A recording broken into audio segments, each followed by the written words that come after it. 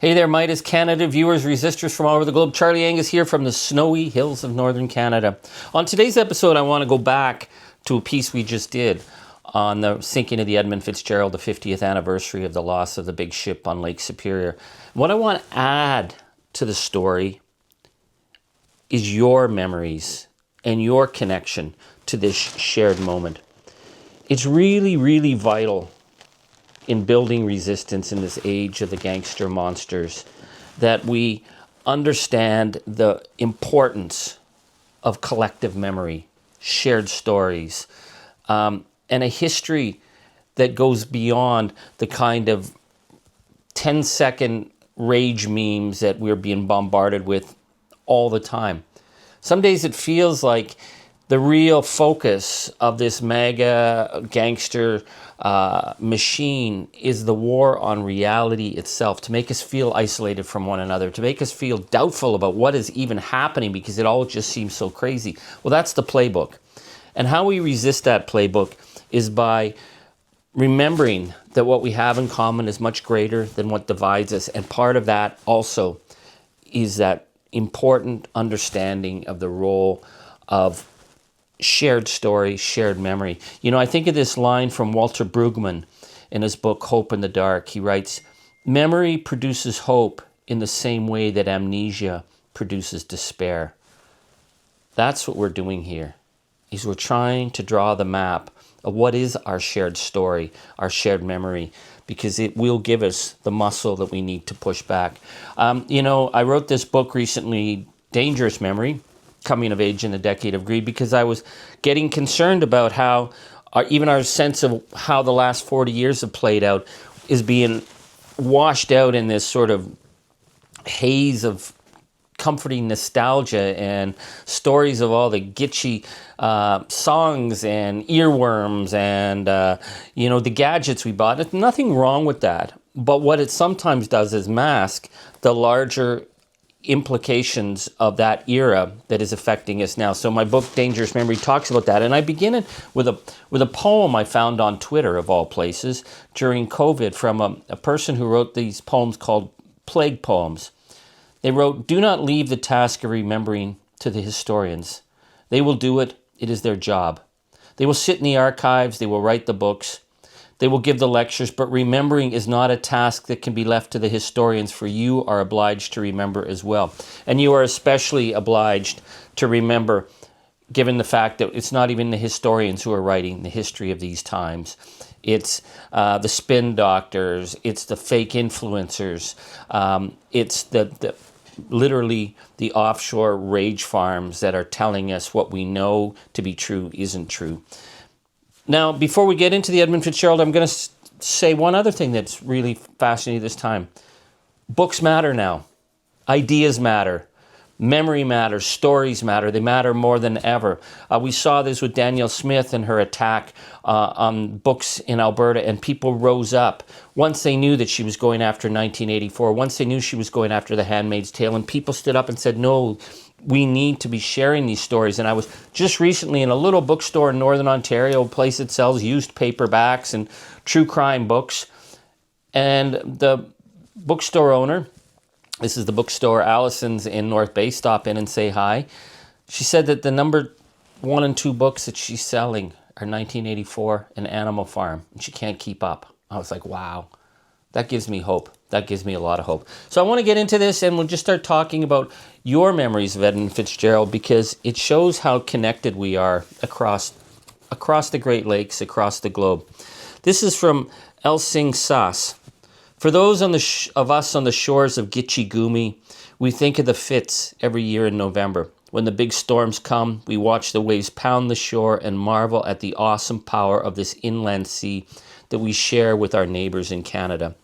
In my position here in Duluth, I work in the taconite industry, forest products, and also on the ecology of the Laurentian forests and Great Lakes. All things we share with our Canadian neighbors and friends. Among many things we've lost culturally that have led Americans to join the Trump cult is this idea of respect for others, for immigrants, for neighbors, and sovereign nations. Let's make respect the foundation of a new resistance movement." Thank you for that. Persef writes, "I grew up in Cleveland and I actually dated a guy who died on the Edmund Fitzgerald. I think about Bruce Hodson every time I hear the song. Rest well, Bruce. Natalie Coggins writes, Mr. Angus, you made this American senior widow cry. My late husband was born and raised on northern lower peninsula of Michigan, and this was one of his favorite songs by Gordon Lightfoot. And when my late husband worked at the University of Manitoba in Winnipeg, we made our summer trips on Canada Highway 1 to the UP so we could pass Lake Superior as we made our way to his childhood home county in the U.S. This is a truly spectacular, breathtaking, and imposing lake, especially from the Canadian side. You brought back some most precious memories of him and the time we spent in your gracious country and in Winnipeg, Manitoba, despite almost freezing to death in winters. Although I witnessed some of the most beautiful northern lights, sundogs, and the fields of canola. Thank you for recognizing this 50th anniversary of the wreck of the Edmund Fitzgerald and for singing it so beautifully and retelling so much of this tragic story. May you continue to be blessed. Well, thank you, Natalie Coggins, and thank you for correctly referring to Winnipeg as Winterpeg. Yes, what's the great song by Neil Young and Randy Bachman about being at Portage in Maine, the main intersection at 50 below? Yep, Winterpeg. Here's one. It says, Dark Child 413. As a daughter of a sailor, this song haunts me every time I hear it. My mom was pregnant with me when the Fitz went down, and my dad was sailing at the time. Thankfully, he was able to make it to a safe harbor to wait out that storm. But by the time the storm hit my dad's ship, he knew that the Fitz was lost, which affected him greatly. We honor the crew and the loss every year at 7:10 p.m. every November 10th. Now here's one from Georgian Bay. Sandy Barron writes, Thank you for your wonderful stories and anecdotes and above all the resistance. Growing up a lightkeeper's daughter on Georgian Bay. Oh my God. I have seen the best and the worst of the Great Lakes. The times Dad had to rescue people from the icy cold waters. The warning from him to always respect the water. It was your friend, but it could be your enemy. The times he would come and get us in his big boat at school because it was too dangerous to get to the island in our small one. I'm fortunate to have had the experience and the memories of growing up there. This song always brings back vivid memories of how treacherous those waters can be. Feisty Girl writes, Thank you, Charlie. My dad sailed on the freighters on the Great Lakes, and he always said that Lake Superior and Lake Huron were the deepest, darkest, and deadliest of them all. He was actually on deck during Hurricane Hazel and miraculously survived, with a few scars both inside and out. And from Upper Burgundy, good morning, Charlie. I'm enjoying your singing on my drive along Gitche Gumee. Our local state park, Split Rock Lighthouse, has an area dedicated to the Edmund Fitzgerald, with Lightfoot's music playing a welcome diversion, sobering us as it is from the current Trump offenses. Elbows up from Minnesota. And Andy Duell writes, see, this is what I wanted to share this, and I was really pretty sure this was going to happen when I told the story of the Edmund Fitzgerald, is that there are elements, and you have to be old enough to have been there at the time, but those elements that each of us have a shared piece of across these boundaries that remind us of this shared heritage. Andy Duell writes, Great tribute, Charlie. My wife and I had just moved to Sault Ste. Marie the previous spring. The night of the storm was brutal, and gusts of winds hit and shook our house viciously, even though we were sheltered within the built-up area of the city. It wasn't until the next morning that we became aware of the tragedy of the sinking of the Edmund Fitzgerald. My first daughter was born but a few days later on November 23, 1975. Two major events that will never pass from my mind. Keep up your fight, Charlie. We Canadians stand strong. Greg Furtman from Duluth. I grew up in Duluth, and I remember the loss of the Fitzgerald very well. It was a shock for all of us, but especially for the Maritime community. Not long after the loss of the Fitzgerald, I met a fellow through a friend who was supposed to have been on that ship, but he had come down with a bad case of the flu. His life was saved by the virus. Kellyanne comes out of Lake Ontario and Lake Erie, and she says, I do search and rescue on Lake Ontario and Lake Erie, and I am an all-around water person. I spent tons of time on the Great Lakes. They look deceivingly safe to so many, but in the words of my favorite seaman from Nova Scotia, the water don't care if you know how to swim. She'll take you if she wants to. All water is just as dangerous as the ocean, especially here. Winds change and so do the temps in and on the lakes, and it creates the worst storm imaginable because it looks deceivingly safe so often. Love the late night story, Charlie, and great to see the channel growing. Stay amazing. I'm thinking not just of the lakes, but, it's like when you drive here in northern Ontario in the winter, you could leave on a perfectly beautiful day and you could be into whiteout and a closed highway, and you got to know that you have to bring extra socks. Make sure that you've got full winter gear. You got to have what you need because you can't take it for granted. Stephen Seisman writes, "Thank you for remembering this. My cousin was a galley cook aboard the Edmund Fitzgerald, who was transferred to another vessel shortly before it sank. He knew almost every member of the crew, and years later he still found it difficult to speak about." Lois Kinghorn says, "I was one of 3 passengers on a Greyhound bus on my way to Wawa the night she went down.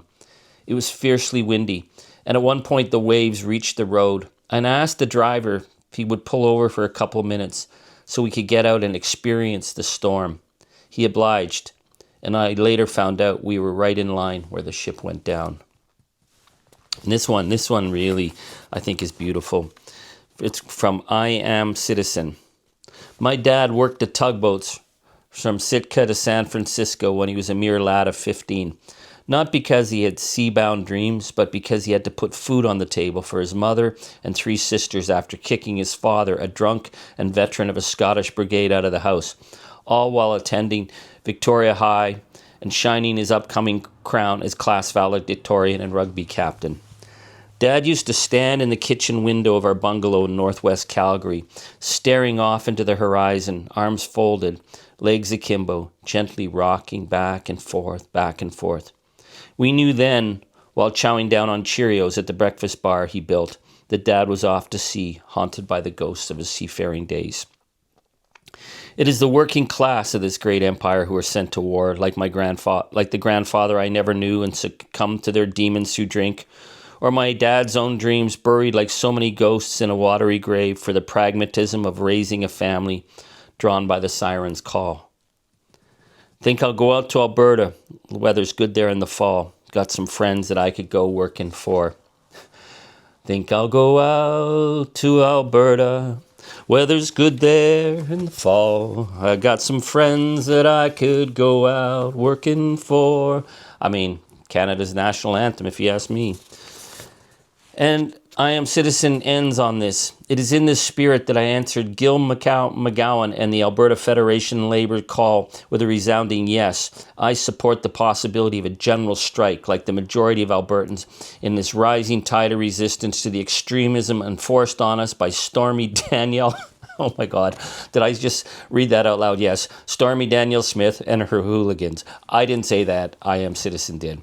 "We will bury the UCP," that's the MAGA Maple Party in Alberta, "at the bottom of a sea of broken dreams, rising poverty, and infringed human rights. Solidarity forever."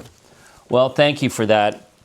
There were so many more connections and stories about the Edmund Fitzgerald. And, let's just start on this movement of resistance, valuing memory as resistance, valuing the responsibility each of us to have to tell the story of this time so that people will know in future there were those who stood up, there were those who resisted, there were those who fought back, and yes, there were those who broke the MAGA playbook because we weren't fooled and we weren't suckered.